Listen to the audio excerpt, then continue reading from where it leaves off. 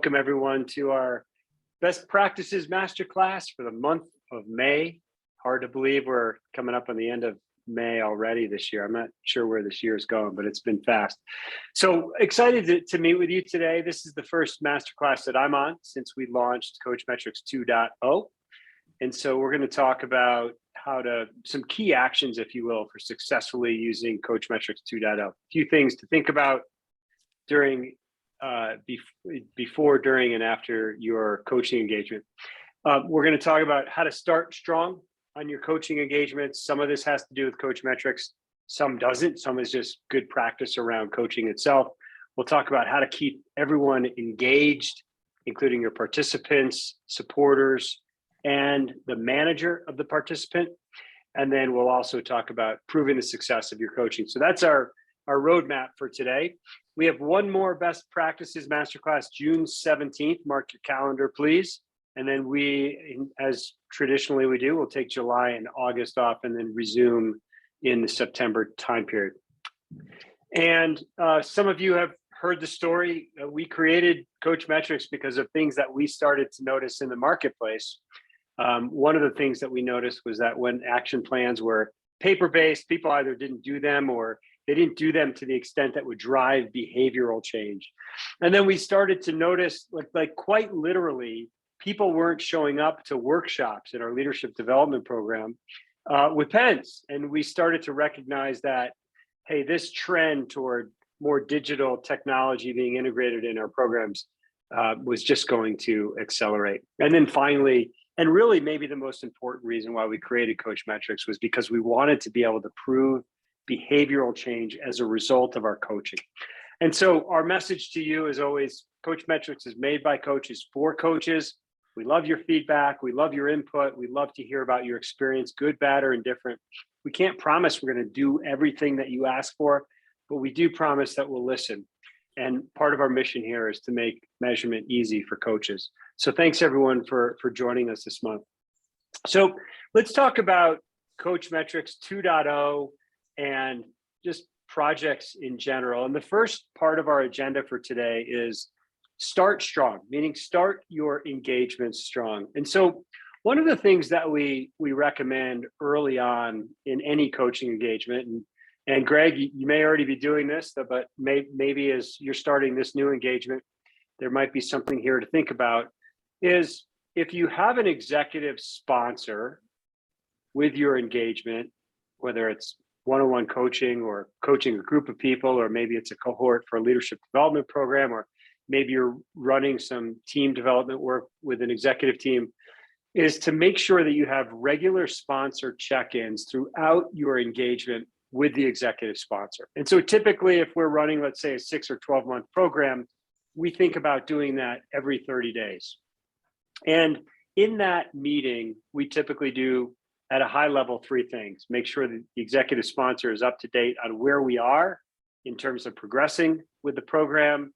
We share observations, of course, always within the bounds of whatever confidentiality agreements we have. But if we're working with a group of leaders, we start to create a lot more value when we can share what we're seeing collectively across the group, the patterns that we're noticing, and then making recommendations about how to help optimize performance in the organization.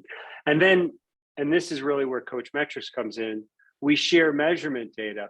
And at this point, what we do is we will typically take screenshots of the graphical data. We don't typically share the open-ended comments, but the measurement piece becomes part of our regular cadence and routine with our sponsor. We find that this does a few things. Number one, it helps build trust with the executive sponsor.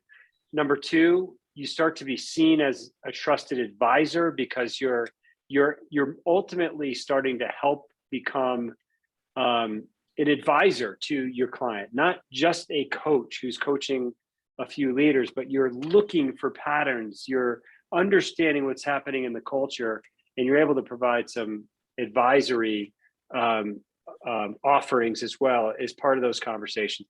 And then number three, it sets you up to find opportunities to do more work with your clients.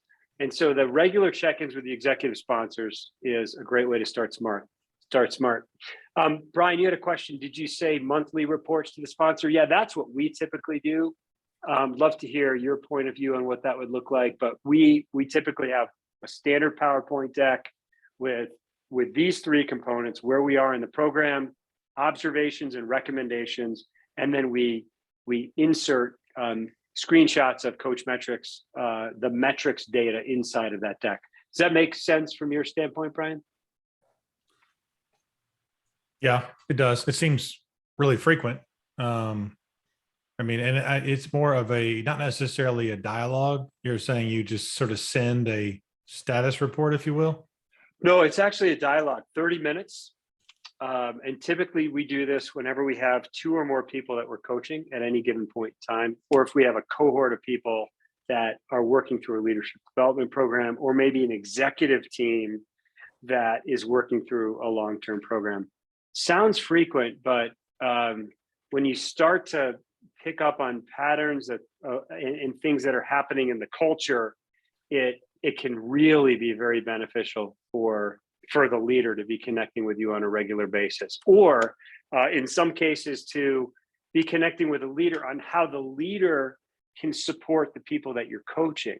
Again, all within the realms of confidentiality, but we know that leader has a critical role in helping drive behavioral change. And if you and that leader are closely aligned, you can really help accelerate that behavioral change with whoever it is that you're coaching. How do you shift that if you're just working with a single leader in order, but you have a sponsor? Yeah. If I'm working with a single leader, mostly the way that shifts, I think confidentiality starts to become, you have to be a lot more careful about it, because you can't really talk about behavioral patterns across a group of people. And so I shift that and really watch that. Mostly what we end up talking about is how the leader can help support that person that we're coaching. That's probably where it shifts the most. I'm sorry. My question was based on the frequency. Like if you're working with a single person for say a year, how often are you interacting with the sponsor or the supervisor? Yeah, probably every 60 days. I might Great. shift that timing to every 60 days. Yeah. Great. Thanks. Great. Yeah. Excellent questions. Sorry, I'm going the wrong direction here. But the next thing that we encourage you to think about, again, in sort of the start smart before the project is started, are really 3 things as it relates to Coachmetrix. Number 1, just the setup of your company name. Now, this sounds basic, but I was helping one of our subscribers, and I noticed as I was looking at our subscriber's account that the name of his account was his email address. And so keep in mind that depending on, the project or what's showing up, and in this case, if we have a switchboard feature, some of you may have seen this switchboard feature. So if you have your own Coachmetrix account, let me show you really quickly. Let's say you have your own Coachmetrix account, you're Coach Kim, but maybe you're contracting for someone else, in this case, Robin D'Esposito. You can, if you use the same email address for both accounts, you'll land on this switchboard and you can choose between either account. So you don't have to have 2 different logins. Your company name is going to show up on this switchboard. So just as a point of reference, make sure that when you are setting up your account, or you can double check your account settings, just to make sure that your company name is the way you want it, Coach Kim, or whatever your company name is. So that's one piece. The other piece is to also be thinking about your project names, and keep in mind that if your participants, if you coach with them over a period of time, you might find that your participants start to accumulate a few different projects. Let's say you're coaching someone individually, but then maybe they move to a phase 2 of coaching and you create a new project. Or maybe you're coaching them individually and they're also working with you in a leadership development program or a team development program. They'll start to see multiple projects on their account. And the name that you give those projects matters, just so that it makes sense when they log into their account. So you can think about Do you want to include their company name in it? Do you want to include their functional area? Do you want to include the type of engagement that it is? Our message here is just really to make sure that your project name makes sense. And then the other piece is when you're setting up your project, don't forget to set up your pulse feedback settings. Sometimes when people set up their project and they get going and they add their participants and they start their pulse feedback and realize the settings aren't what they wanted. And once those pulse feedback settings start, there's some settings that you can't change. So in Coachmetrix 2.0, if I'm working with Nia Williams on this particular project, you'll now find your pulse feedback settings as a separate pull out underneath the name of the project. So you can change when you click on the profile name, you can edit the name of the project. And if you click on the pulse feedback settings, that's where you can adjust the number of pulse feedback rounds that you have, whether you're using a traditional Likert scale or a progress scale, that's the negative to positive scale. And that's where you can adjust, other privacy settings and whether you've got your pulse feedback reminders here set up as well. So let me just pause there for a second. A few ideas here to start your project smart. Get those executive sponsor check-ins set up. Make sure your company name is set up right in Coachmetrix 2.0, and make sure you've got your pulse feedback settings. Does that make sense? And or do you have any questions or thoughts before I move forward? Yeah, I have an observation. What you talked about before, this is clear. It seems like to me in having a meeting with the sponsor, and in this case, it's a president, there's a couple of things that can happen. One is you can make the president more aware of what's happening with permission. Two, you can actually start to build a relationship in this case with the president, who may then see through the relationship in their system of other things they may want to address. Is kind of a coach side of it that comes, but on the client side, it's in what you're saying, it's enlisting, in this case, the president around support to that leader. 100%. Yeah. And so enlisting support to that leader, and then also recognizing the value that you're creating so that you can go and create that value potentially in other places in the organization. I get it. We're doing two things. We're coaching, but we're also running a business. Right. And our business isn't going to run if we're not selling more work. So there's a couple of good reasons, both to help and serve people and also to help and grow your business, to have those executive check-ins. It's kind of a subtle thing, but it's very smart. I get it. It's a very smart thing to do. I can see it. Yeah, for sure. Absolutely. Thanks. It's business development without having to do business development. You're just coaching, and now you're coaching the leader, or you're coaching the executive sponsor. So that's some of the start smart pieces. As you start to engage in your engagement, a couple of things, and this might be a good little tip for you. You may already be doing this, Greg. When you're adding your participants, one thing that we often do is we add our participants without sending the participants a message.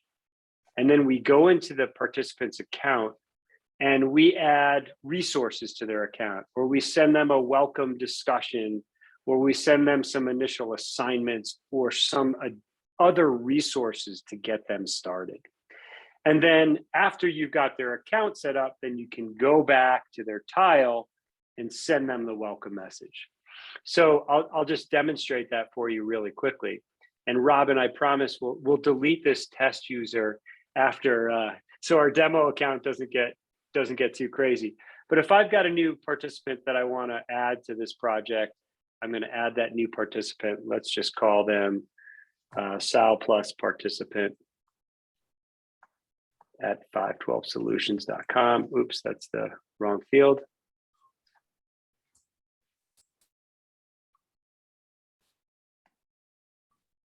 I think that's who it is.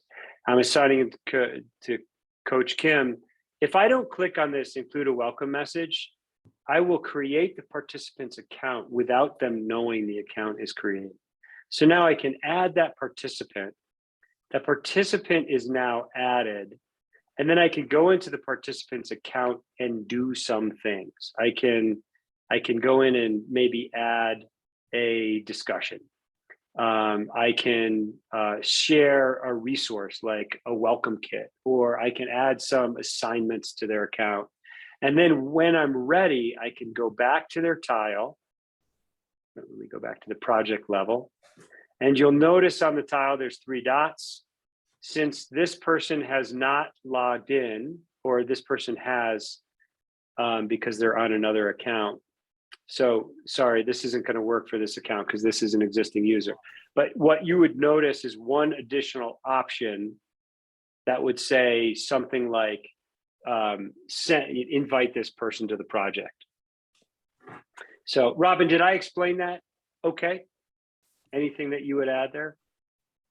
No, you explained it. I think just the whole benefit of this is when a person goes in and activates their account, they already have material available for them. So it's not just the shell of the account. They already are set up with resources to review. You've already given them some tasks to complete. So they see the value from the moment they log in. Yeah. Yeah, and one thing I feel like what Robin's talking about is this welcome kit would be available for Naya when she first logs in. And what I'll often do with this welcome kit is I'll even just add a start here comment, so that as soon as they log into Coachmetrix, they'll know that first resource that is showing up in their account, that's where they should start and to look at that resource first. So Greg, you can think about, especially if you're going to continue to grow your coaching business, anything that's repeatable in terms of how you start your projects, build a resource for it so that the next time you start a similar executive coaching engagement, all you're doing is modifying the resource and then sending it to your new client. So in that welcome kit, as an example, we've got, and many of you have seen this in the past, but we typically have a welcome letter, and all we need to do is change the person's name. We have a short welcome to coaching video, our coaching agreements, Coachmetrix definition of terms, and then the Coachmetrix process. But you can put anything in your welcome kit, a tool that you want them to start working on, or any other resources that are important to you that are repeatable across your coaching engagements. How would you set? Right. If Go ahead, Greg, then we'll go to Brian. How would you do that with an ad if the person has an admin? Say more about that, Greg. Well, I've been working with the executives admin and kind of setting things up for pulse feedback, stuff like that, and sending. I did send an outline of the process to the admin who was going to go over it with the person being coached. I'm wondering, is there a way to include or not include the admin on stuff? That's a great question. Whenever you do anything inside of Coachmetrix, it sends an email to the participant. So if you send a discussion, the participant will get the content of that discussion and then a link to click through to the thread of the discussion. If you send a resource, it will send the content of the resource via email and then a link to link over to the thread of the resource. It doesn't send an email to anyone else like the admin. So it's a great question. Like, some of that communication could be helpful.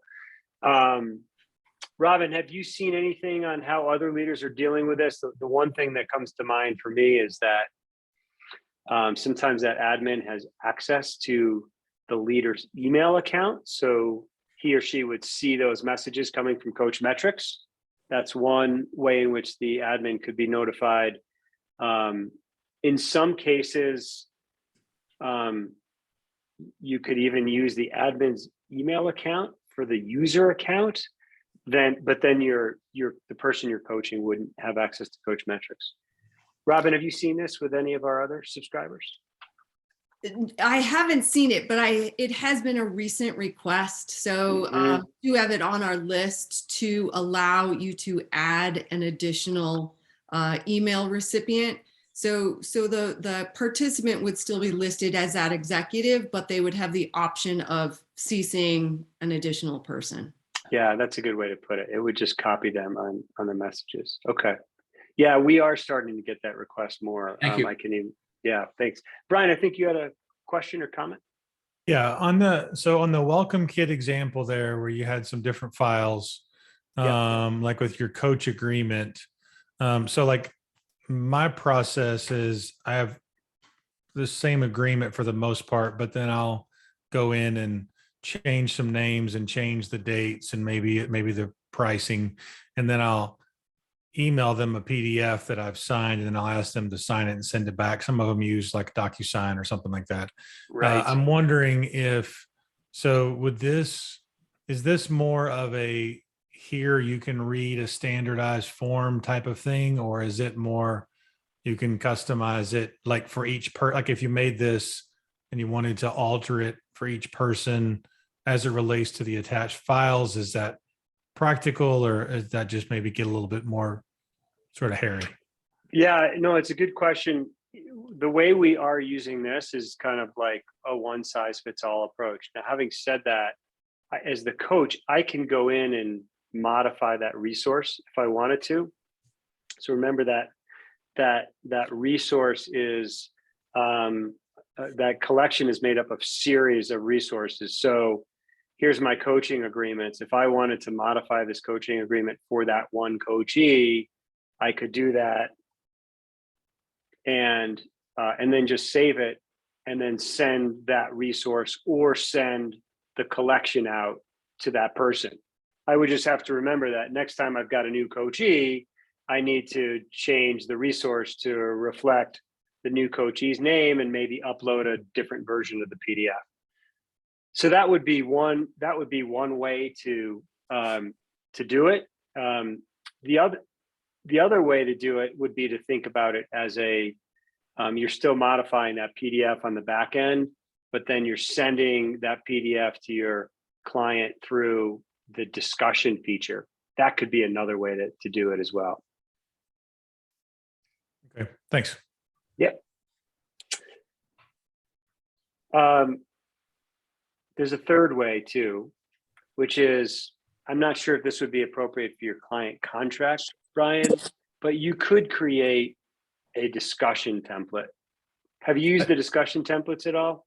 No, and to be honest with you, my focus on using the resource is only on the pulse feedback, because when I tested it a little bit, I didn't feel confident that it was totally clean the way I wanted it to be, which is part of the reason why I'm asking more of the questions.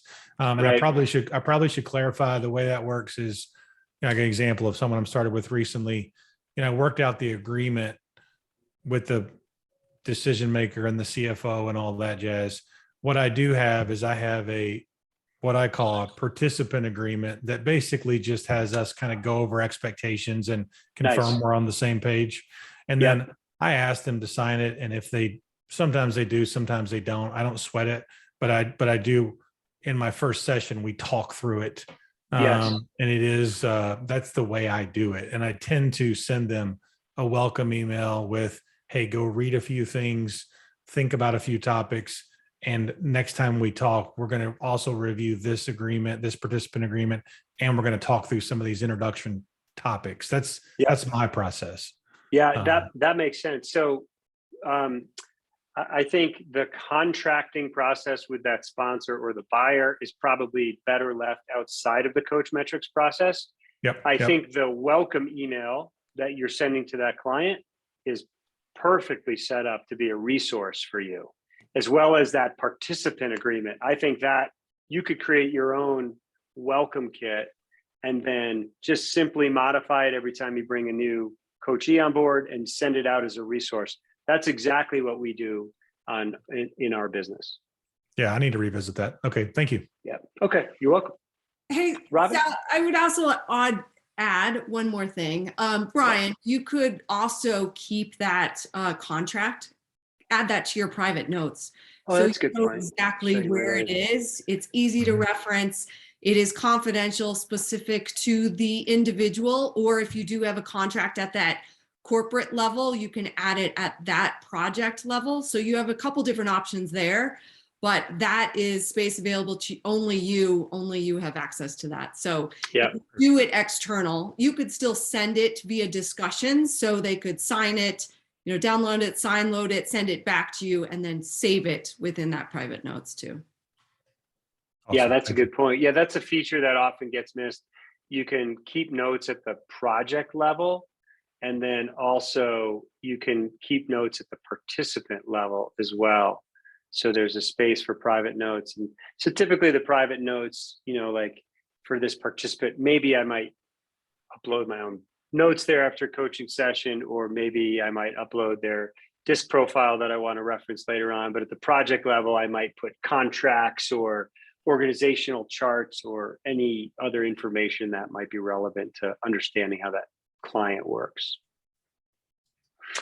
All right, part two, let's talk about keeping everyone engaged. And we have really three people here. The first is keeping your clients engaged. And we've been hitting on some of these features already. The first one is thinking about using Coachmetrix as your primary communication hub. So we've seen a lot of this lately, where people are sort of getting bombarded with information from a lot of different places. And one option that you have is to think about Coachmetrix not as just your measurement platform, but as your communication platform. So pre-messages before coaching session, post messages after a coaching session, check-ins between coaching sessions, feedback that you give them between coaching sessions on their goals. You can even create an automated nurture sequence using the discussion feature. So just as a reminder, you have the ability to create discussions. Those are two-way conversations between you and your participant. And it's very simple to start that discussion. If you have multiple participants on a project, so let's say you're running a cohort of leaders through a coaching process, and it makes sense to send or copy multiple people on that project, everyone who's listed on that project will show up here in this drop-down box. So for example, let's say you've got 10 people that are going through a coaching process together, and maybe you've got a few group sessions, like maybe a kickoff meeting, and then maybe one meeting where they're doing some kind of interaction with each other. You could do a pre and post message for those group sessions too. And when you start a discussion, you can check all of the participants that might show up here. So the discussion feature is a great way to interact with people. Don't forget, you have the ability to create templates. So anytime you're creating some kind of repeatable message, the coaching session reminder is a good example of that. You can create the discussion template in the library, and then it will show up in this drop-down feature, and then just auto-populate your email here, the body of your email. Then you can just change the client's name to whatever the client's name is in this particular example. And then if you have multiple coaches on your team, it's a great way to add a little bit more consistency about how the coaching process works. So that discussion feature is one way to engage with your people. Don't forget, you have the ability to build that discussion and then send it out at a later date and time. So that's an option that's available for you as well. The other ways to engage your participants are through the assignments feature. And the assignments feature, we think about this at two levels. Either you can get super detailed with the assignment. So for example, let's say that after a coaching session, you want your participants to read something, or maybe complete an assessment, or to complete their self-assessment for a 360. Anytime you have repeatable assignments that you find you're using across your coaching engagements, that's a prime opportunity to create an assignment. The other way to use assignments is at like more of a macro level. You could set up your entire project engagement as a series of assignments, like coaching session 1 and the date, or and you can list out your coaching sessions so they've got the whole roadmap on one page, So that's a way to use the assignments feature at a much higher level. And in the background, we're talking about creating a feature that allows you to track your coaching sessions and then link it to the calendar, but that's not ready quite yet. The assignments feature shows up for Naya underneath her account, so she can see what assignments have been sent to her. You can attach a date to those assignments. When she's done, either she can check off the assignments or you as the coach can check off the assignments. And then for you to build the assignments, everything now is under what we're calling the library in Coachmetrix 2.0. All of your resources, your collections, your assignments, and your discussion templates. And we did this because this is the building block for helping improve the navigation in the future. Right now, you have to, if you're in Naya's account, you have to go back out to your library to send an assignment to her. We're going to be changing that in the future. So probably toward the end of the year, but in that assignments area underneath the library, that's where you can add a new assignment, or if you have an assignment that you want to send out, you can assign it to your participant. You select which project that participant's on.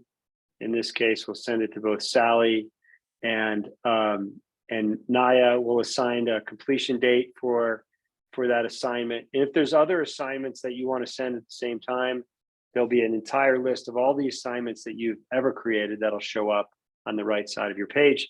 And then you can assign those assignments to both Sally and Naya, and those will show up in their accounts. So let me pause there. It's another great way to engage with your participants, discussions, assignments, and then resources is the third piece as well. Any questions on assignments, resources, discussions, any of those methods in which to engage people? Hi, Don. Good to see you. Vern, nice to see you in the background there. Does that make sense? All right. Let's see. Robin, is there anything about resources or collections that I haven't touched on that would be helpful for people to know about? No, I think you covered it. Okay. I think just generally, these are all great touch points, right? Just the more you can stay in touch with your clients through different means, and some are going to resonate with your clients more than others, but find out what works with them, what works for you. And I think one of the best that's probably not used as often as it should is just to create that automated nurture sequence, just doing it all in advance, putting it on a calendar, making sure that you have those check-ins scheduled automatically, just so you stay in touch with your clients on a regular frequency. Yeah, for sure. I didn't really get into that too much, but you could imagine creating 3 discussion templates. Maybe one template is designed to welcome a coach after a couple of weeks of coaching, and then you've got another template that checks in with them 6 weeks into coaching, and another one that checks into them at the 8-week coaching mark.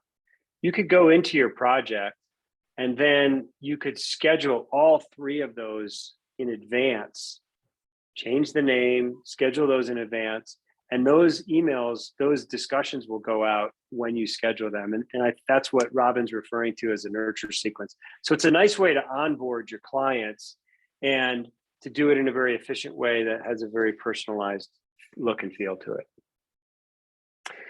For folks that are new to Coachmetrix, the resources feature, what we know about coaches and trainers is that they typically have a lot of content. And so we wanted to create an element within Coachmetrix that made it easy to get your content online so that people could access your content from any device. And so the resources feature allows you basically to create a library of content that sits in your library, and then you can send it out to any participant across any project, just in a more repeatable way that, again, allows them to access that content from any device. Content is anything from document uploads to video to text or any combination of the above. So for example, just a couple of quick examples here. This is a quick video that's out on Vimeo of me speaking about a concept in one of my books. The video is 1.5 minutes long. There's some text that we added here. And then sometimes we'll add some reflection questions at the bottom. That's one example of how to create some very simple content. The SWOT analysis that I show quite often, there's a little bit of text up front. This is literally just a screenshot from a participant workbook that we had. Again, so if you're in the middle of a coaching session and you've got a tool or a framework that you really want to be able to share with a client. Yesterday, I was on a coaching call with a client and we were working through some stakeholder mapping with a stakeholder map template that we created.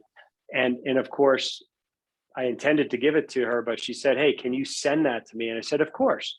And so it's already uploaded in Coachmetrix. After the coaching session, I send it out to her. And then by the end of her coaching sessions, she's going to have a whole set of resources that we've built and sent to her that she can always access right here underneath this resources tab. Brian. On that example where you featured that video, Yes. Are you embedding a link to a video that's hosted elsewhere? Yes. Like Vimeo as an example? Yeah, exactly. So that video is hosted on Vimeo. You can also host on YouTube, but there's no embed code. It's quite literally just a link to the video, and then the video displays in the body of your Coachmetrix resource. But it needs to be posted somewhere. Like yes, if we just record it on our computer, we can't just upload the video. It's got to be. That's exactly right. Yeah, if you record it on your computer, that MP4 file or whatever the file format is needs to go into some other platform, and then just a straight link from that platform into Coachmetrix.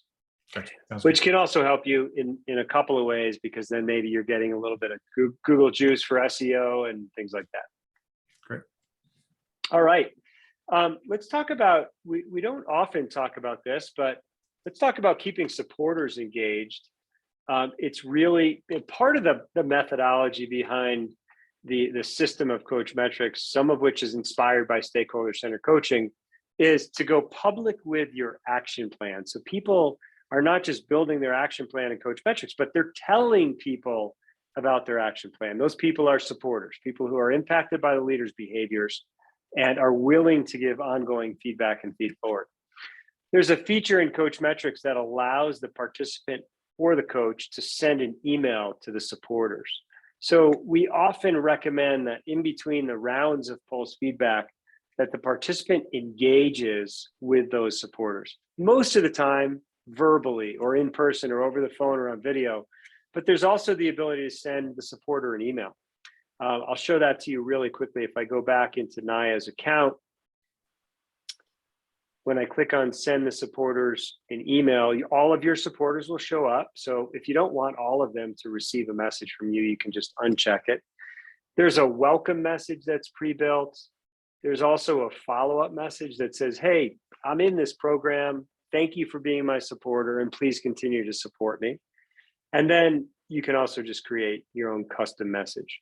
So, if you want, you can send that any of those messages at a later date.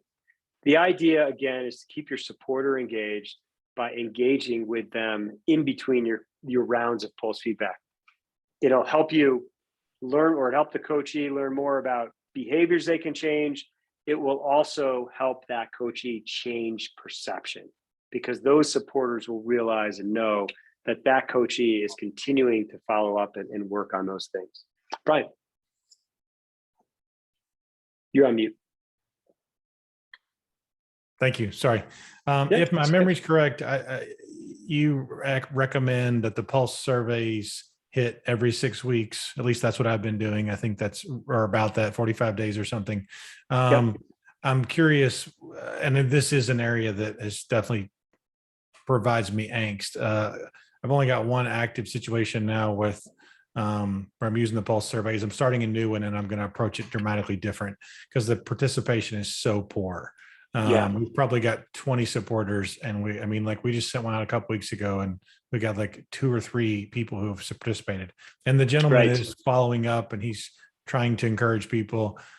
It's just one off. It's not like a system in the organization where we're doing a project with multiple leaders. But I'm Right. curious. So with this supporter email strategy, assuming that we're doing the pulse survey every 6 weeks, maybe, over a period of maybe 6 times or something, is it your idea here that this sort of supporter email is sent independent of that 6 weeks, like maybe every 3 weeks in between or something? Yeah. So yes, we landed on 45 days. That seems to be the sweet spot. 30 seemed a little bit too much, 60 too long. So we've been doing 45 for quite a while now. The idea is that whether it's an email or a verbal follow-up, the participant is engaging with their supporters consistently throughout the program. We tend to see much higher response rates to the surveys when that happens. So this is one method. Maybe over the course of 6 months, the leader follows up early on verbally, and then in between pulse feedback rounds, sprinkles in email, whether it's through Coachmetrix or separately.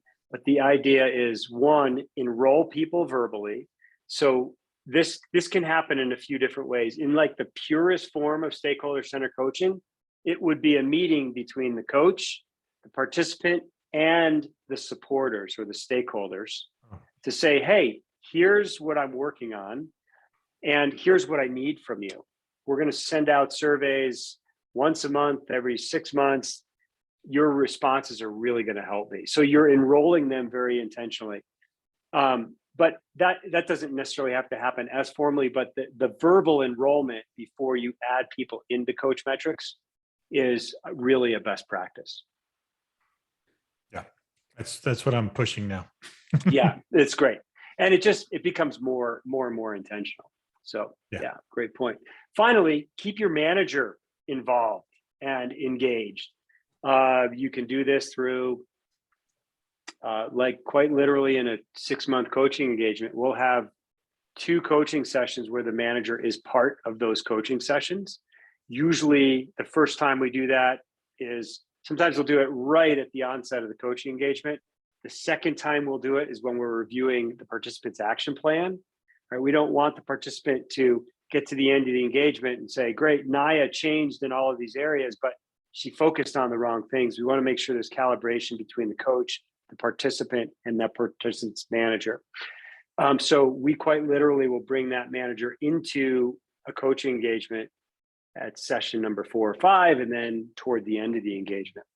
There's a feature inside of Coachmetrix that allows you to export the action plan and send it to whoever you want to. And certainly your managers could be one of those people. So the goals section, you can click on this button that says share action plan. It will export an image of that action plan and basically send it to whoever you want to, your coach, yourself, your supporters, or you can add anyone else's email address in there. It doesn't give people access into your account. It just exports the action plan so that they can see exactly what the participant's working on. All right, so keep your participants engaged, supporters engaged, and the manager engaged. And then finally, step 3, and I recognize we're right at the end of time here. I'm going to keep going, but if you have to drop off, I certainly understand that. The session will be recorded so you can listen to the last part of the session. The last piece here is prove the success. So use that pulse feedback process.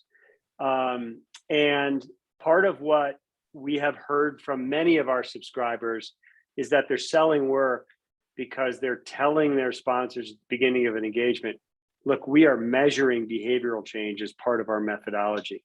So that pulse feedback process becomes a really competitive advantage for you. In Coachmetrix 2.0, we're calling it feedback, or at least it's underneath the feedback link. Everything works pretty much the same exact way. If you want to automate the process, you'll click on automate pulse feedback. You can enable those pulse feedback requests to go out. You can set the frequency and then set that start date.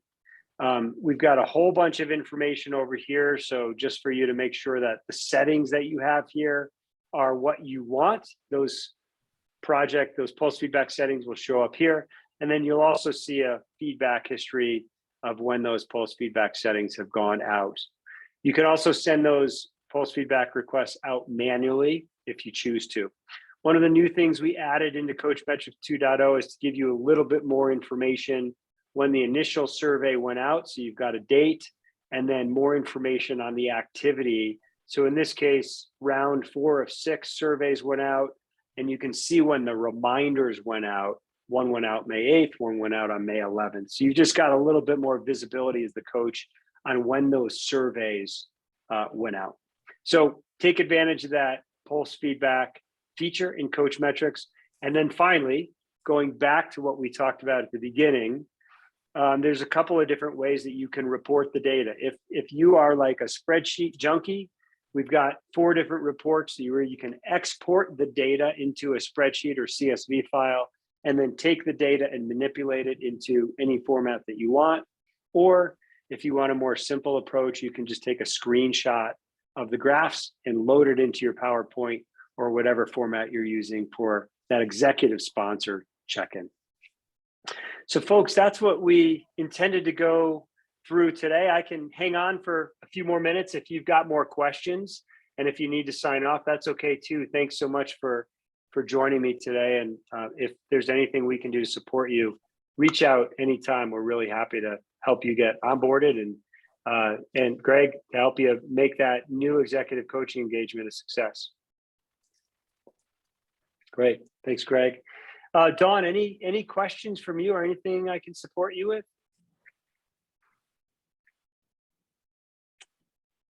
There we go. Sorry. You found it. I know. I do that all the time. No, I jumped on right as you were beginning to talk about how to use the pulse. And that for me was what my biggest question was. So I jumped on late, but I got on right in time, perfect timing to get my question answered. So okay, you got it answered. Okay. I Feel did. free to shoot us any questions. I will. Even if it's just through the support method. We're happy to answer questions on how the pulse feature works or any of the other features. Great. Last question. In terms of process, with the supporters, after the client has identified them, Yes. would it be best to have the supporter reach out to them verbally and enroll them, or can I, as a coach, go out and do that? What do you think? Yeah, I think the participant should be the one to verbally enroll them. There'll just be more commitment when they know it's coming directly from the participant, or the participant and the coach at the same time. But I think it has to come from the participant. Okay, thanks. Yeah, you're welcome. Great question. All right, any other questions before we wrap up? All right, thanks everyone. Have a great weekend, and we'll enjoy the snow here in Colorado.